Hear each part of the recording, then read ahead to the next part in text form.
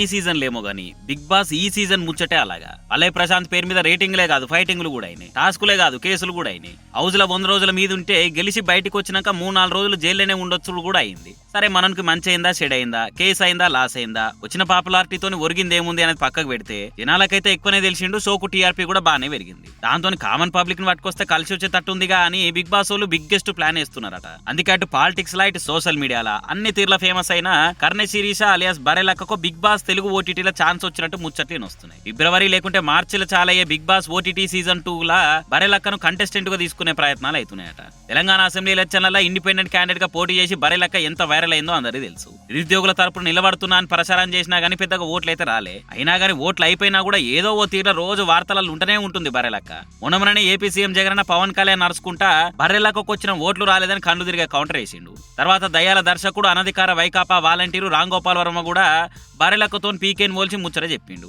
ఇగో ఇట్లా నామినేషన్ నాటి సంది ఇండస్ట్రీ, పాలిటిక్స్, సోషల్ మీడియా అన్నిట్లో అక్క డామినేషనే. ఇంకో దిక్కు బిగ్ బాస్ అంటే ఎవరో సెలబ్రిటీల ఫ్యాన్స్ చూస్తారు, రూరల్ జనాలు ఎక్కువ చూడరు అన్న మాట ఎంత కాదన్నా కొంత నిజమే. అందుకే ఈసారి అట్లా కూడా రేటింగులు రావాలంటే ఎట్లా చేసినా సరే బర్రెలక్కను బరాబర్ ఒప్పేయవలసిందే అని బిగ్ బాస్ వాళ్ళు బిగ్గర్ గానే ప్లాన్ చేస్తున్నారట. అది ఇట్లా నిజమైతే బిగ్ బాస్ రేటింగ్ రెచ్చిపోడు పక్కా గానీ.